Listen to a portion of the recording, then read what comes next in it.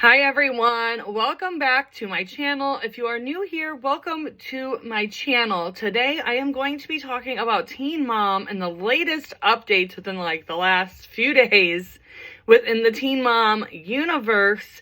If you normally listen to me for my Holly Madison book, I will be adding more parts. I just dropped a pretty lengthy one yesterday, so I kind of want to give people time to catch up.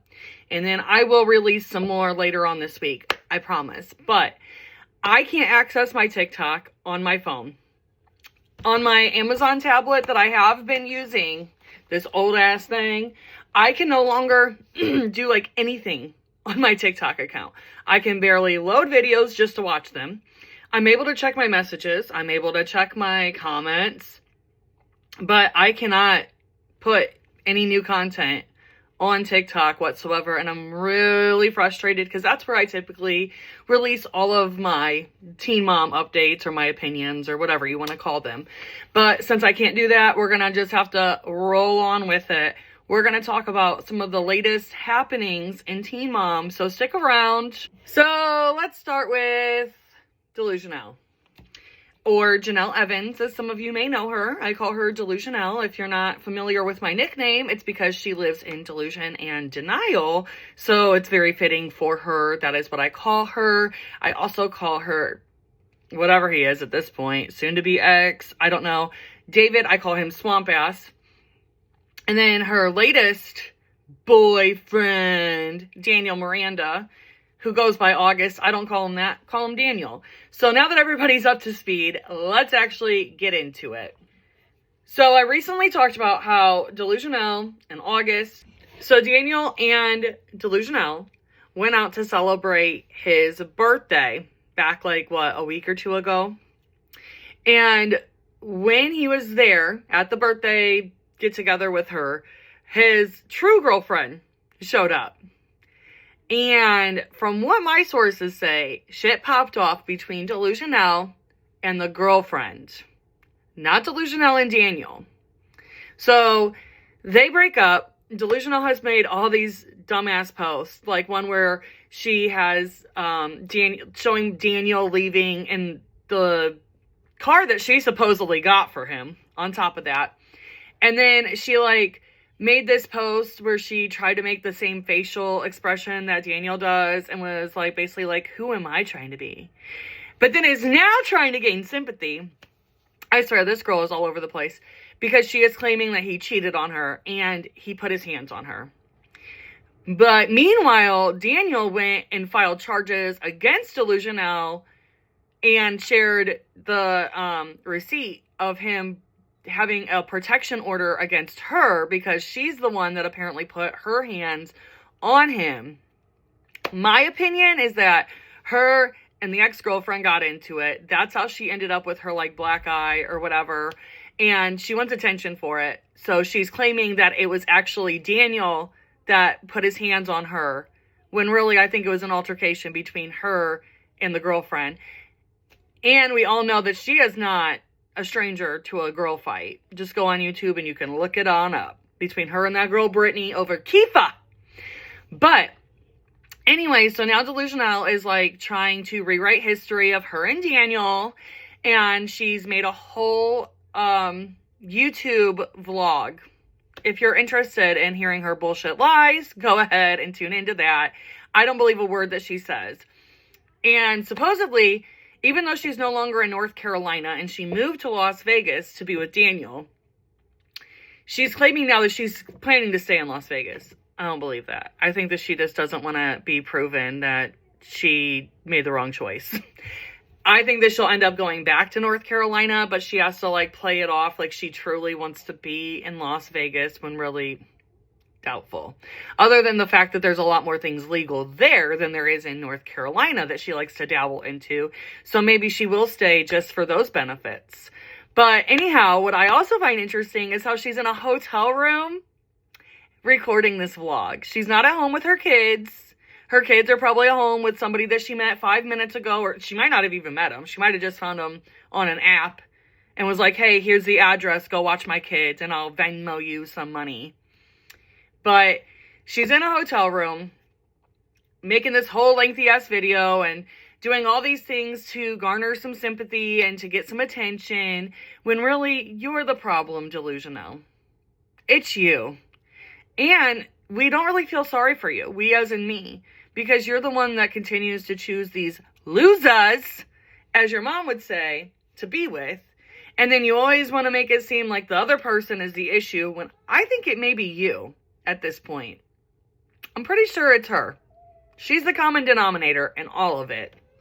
But supposedly she's about to speak her truth, which is what she claims like all the time. And none of it's true. It's all her own delusions.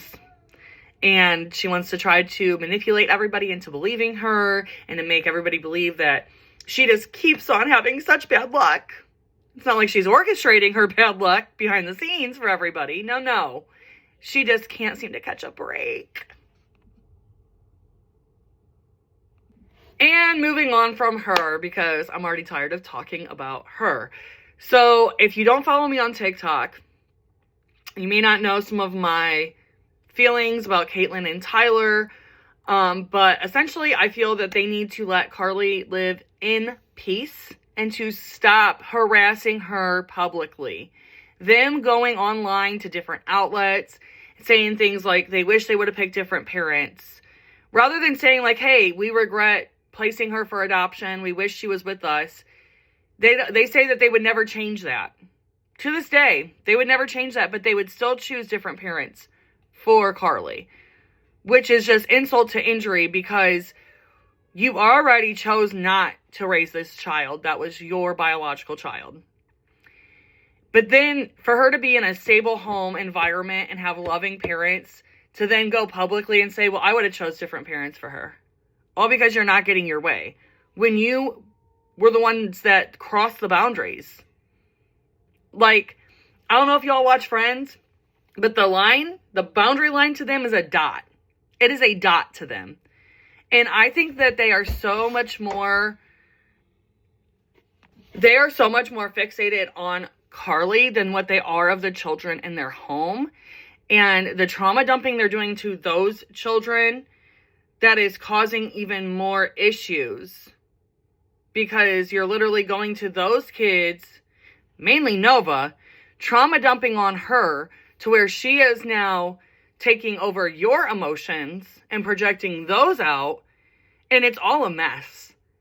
And to think that they decided to have 3 more kids but are still so hung up on Carly. Like, there's people out here that can't even remember that they have 3 other kids, because they focus so much on Carly that people are like, wait, don't they have other kids? They do. You wouldn't know it, but they do. And so I find it very distasteful that they keep coming on out publicly bashing Brandon and Teresa and their decision to cut Caitlyn and Tyler off. When really, Caitlyn and Tyler, them and their boundaries. Gotta respect boundaries. Caitlyn gets upset if April crosses her boundaries, but she doesn't seem to care if she's crossing Teresa or Carly's boundaries, because she feels so entitled to Carly that it's okay with whatever she does. But anyways, but for these two to want to preach boundaries and preach this therapy speak that they do, the way that they conduct themselves is completely opposite of what they're trying to preach out there. Because they say that they love Carly, they care about her, and they respect her feelings and her decisions and all of that. But y'all can't even respect Brandon and Teresa's boundaries, which I'm sure that they are putting up to protect their child from y'all. Because I have a feeling that with her age, going to be, 16 this year, I have a feeling that she wanted to pull back as well. Well, there are some people in Caitlyn and Tyler's fan base that think that Brandon and Teresa have brainwashed Carly and have used religious means to do so. I very much disagree. For one, them having faith doesn't make them bad people. For two, they actually went through a Christian adoption agency. And Caitlyn and Tyler liked that they were religious, believers, have faith, however you want to word it. That was like one of their main focal points with Brandon and Teresa was their faith. But now they want to turn it around and claim that Carly's brainwashed by them. They're sheltering her.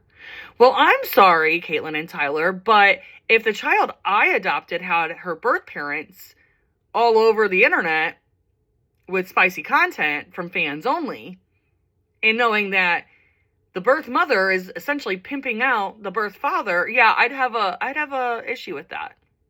100%.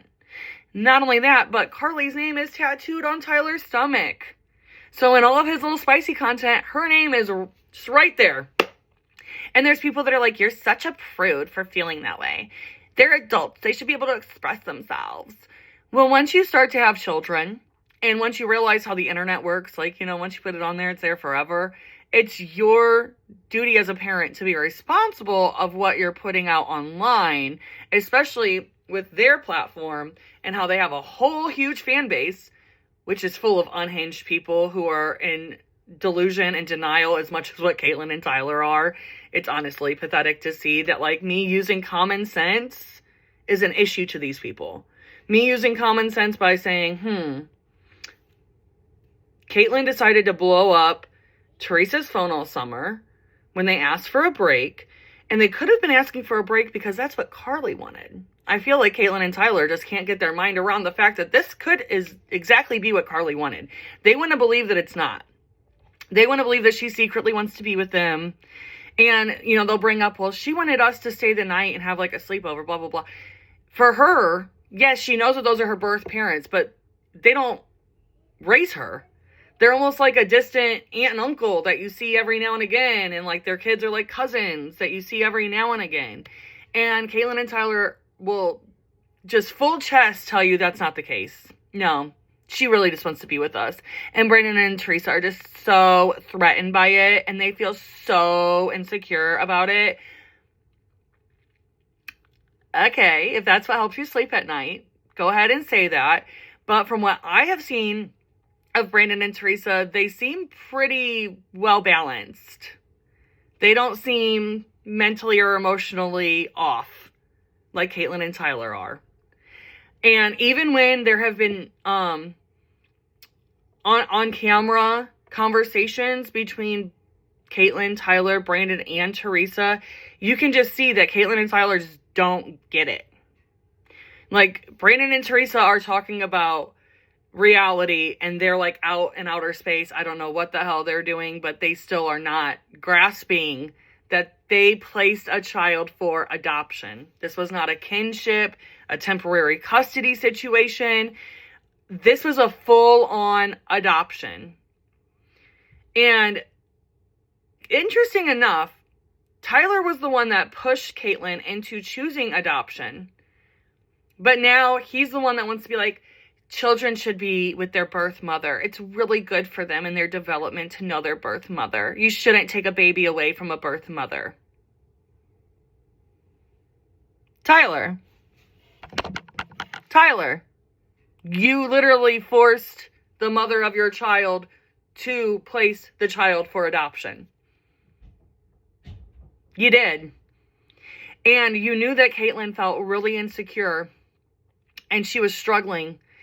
And you still pushed her into it because that's what you wanted. Because you're a very selfish person. I don't think Tyler's watching this, but if he was, I'd tell him.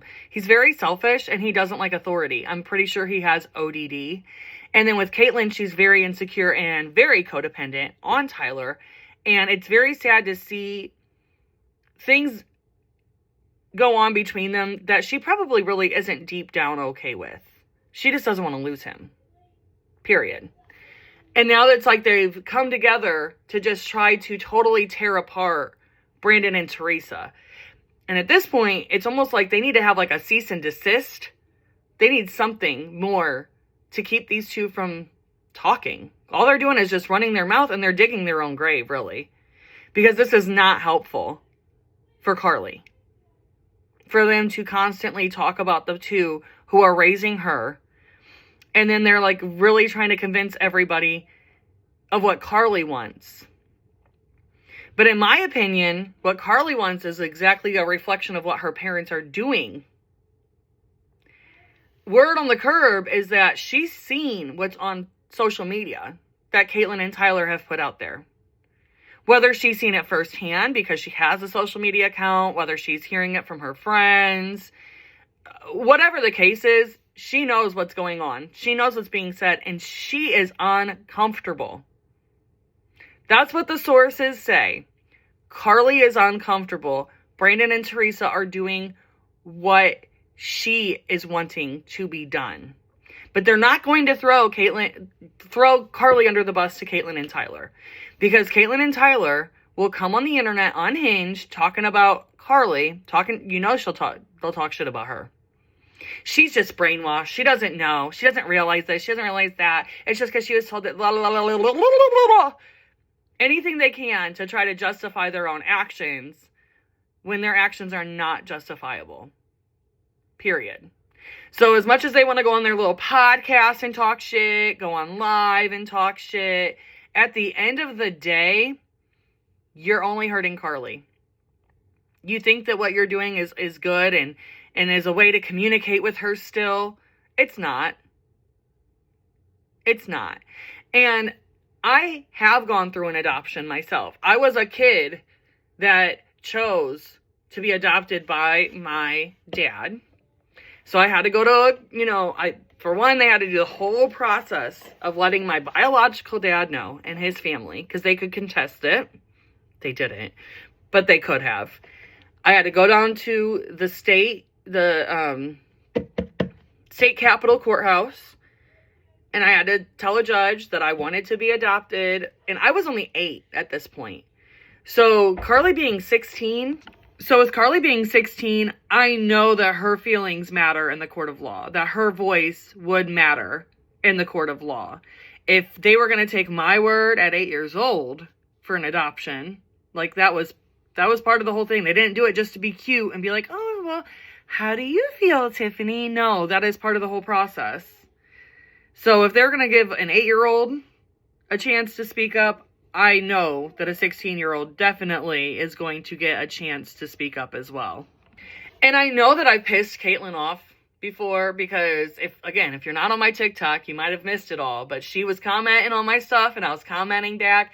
And when I held her accountable and I called out the reality, not just whatever made up narrative she wants to go along with, she blocked me. So if you ever saw her video where she was like, I just want to say, Tyler never gave me an ultimatum, and anybody who says that is disgusting. That was about me. That was me. She was upset because I was calling out the fact that she gave up or placed her child for adoption because Tyler pushed her into it, and his mom. And she can try and convince everybody that that's not what happened, but all you got to do is go back and watch 16 and Pregnant. Go watch some of the unseen moments from 16 and Pregnant too. Go watch the first season or 2 of Teen Mom. The proof is in the pudding, baby. I know it's a hard thing to come to terms with, that you place a child for adoption for your boyfriend, considering she always got upset with April for choosing her boyfriends over Caitlyn. But then when Caitlyn had the opportunity to be a mother, and I'm not saying it was ideal to be a mom at that age, by any means. I have plenty of friends that had babies at that age, and it was not pretty. They're in a lot better of a financial and more stable situation now that we're adults, but as teenagers, that looked like a lot to take on. And so I really did respect Caitlyn and Tyler for seeing it like that and for deciding on adoption. But that doesn't negate the fact that Tyler pushed her into it. Caitlyn was not ready to place a child for adoption. All she wanted was for Tyler to say, we can do it. Because if he would have said that, she wouldn't have gone through with it. Not at all. But anyhow, they chose to place her for adoption. They were totally fine with it up until they were told, hey, we don't want her posted publicly on social media. Hey, we don't want her talked about on camera. We don't want our conversations talked about on camera.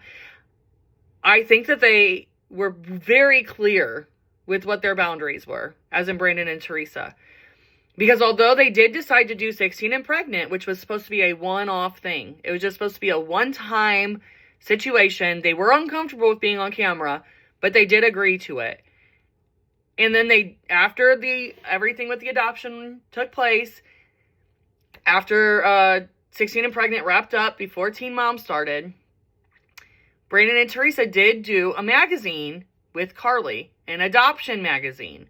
And I believe they did again after they adopted their second child, which, if you don't know, now you're going to know, Caitlyn helped them and that birth mother through the process of that adoption as well. You know, Caitlyn, the one that wants to totally talk shit about Brandon and Teresa and all the things that she's claiming now. Yeah, well, she helped them adopt another child. So they can't be that bad of people if you're going to help them get a second child. But anyways, they changed their tune once they were given boundaries. And Tyler having undiagnosed ODD, oppositional defiance disorder, because in their book, I read their whole book on my TikTok account, but in their book, Tyler does not like authority. He don't like being told what to do. And so when Brandon, another man, not only was he, like, he's no butch, okay? This is a stand-up man, told Tyler, you're not to post my child online. Basically, you have no entitlement to her. Tyler straight up was like, you know, I'm going to do whatever I want.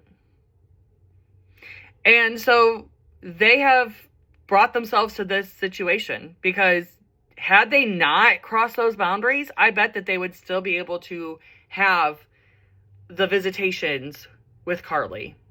If they hadn't done OF, they would probably have visitations with Carly. It is their own fault for why the relationship fell apart. I am around a lot of people that have adoption in their life one way or another.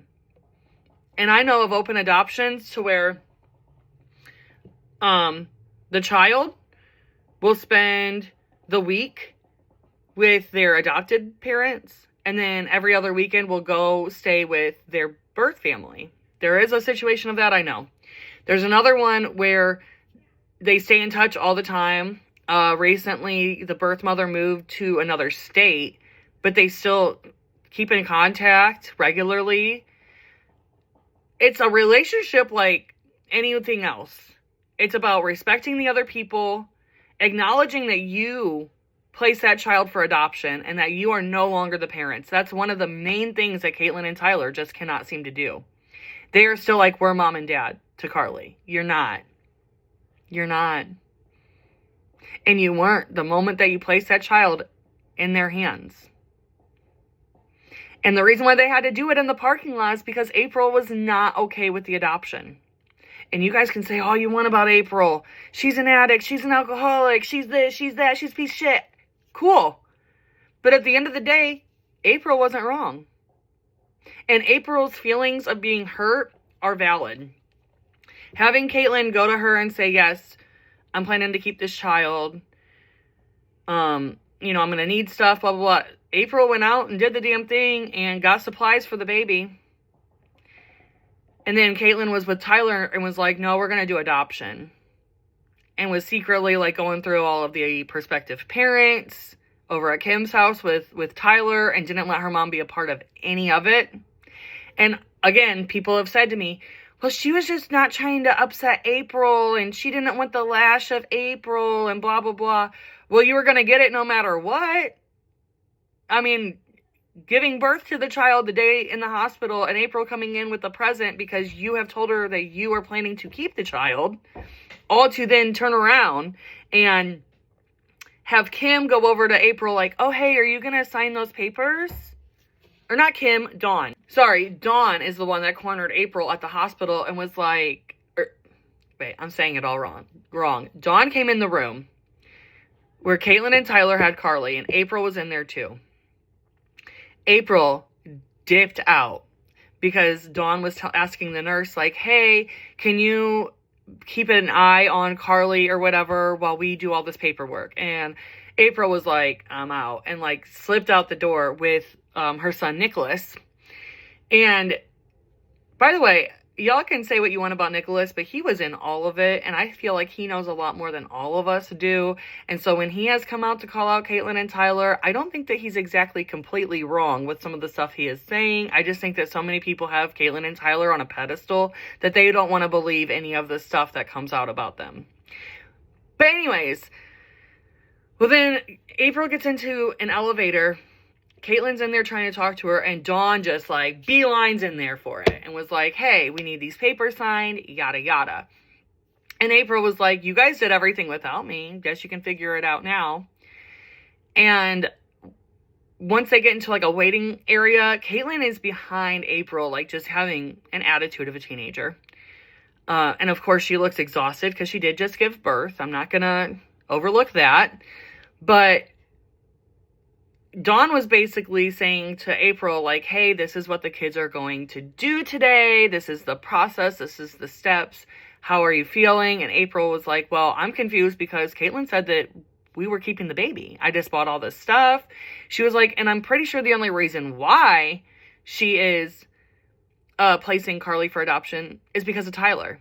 And as soon as she said that, Caitlyn was like, and you could tell that what April said right there was truth. She was annoyed that her mom said it out loud.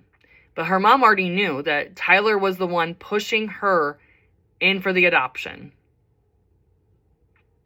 And she was not okay with that, so she was not going to sign that shit. And so they had to use a legal liaison to complete all of the paperwork. If you look at unseen moments and you see where they're signing, you will catch the other people. The camera is angled perfectly on Caitlyn and Tyler, but if you look to the side, you'll see the people there, okay? So that's why they had to do the parking lot exchange, was because April was not going to do it. So as bad as I feel that they had to do it that way, I also see why. And a lot of people can't seem to take their emotions out of it with Caitlyn and Tyler, because MTV did a great job with filming the 16 and Pregnant episode to where you really felt bad for these kids. You thought they were all alone. They had no stability.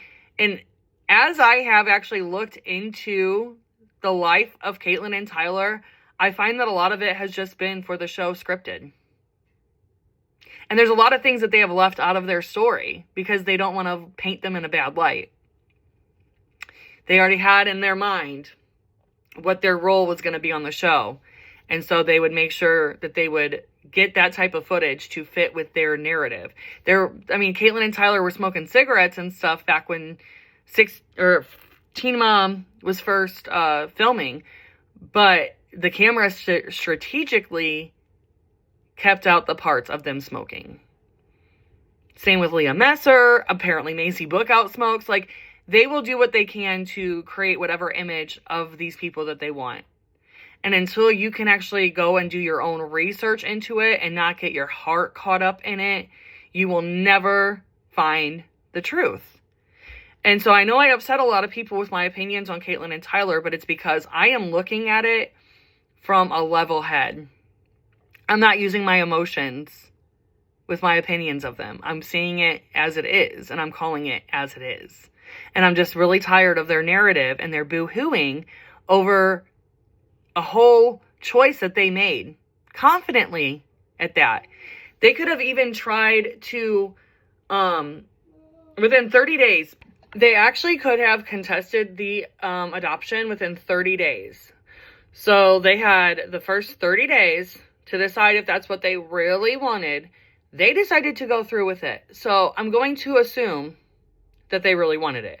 And by their behavior on Teen Mom and the things that they were saying, I'm going to assume they wanted it. They also said that they were going to do all these things in honor of Carly, and they've done none.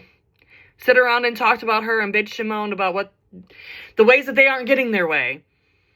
But they haven't done any of these accomplishments that they claimed that they were going to do.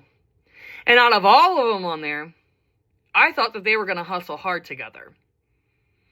Like how Kale has built up her whole platform on podcasts and writing books and getting college degrees and all that. I thought Caitlyn and Tyler were going to do that. Especially because they did choose adoption.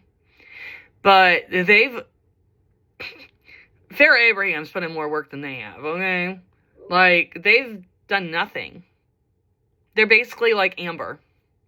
Except for they take care of their kids. Which, I mean, Tyler seems to do most of that work.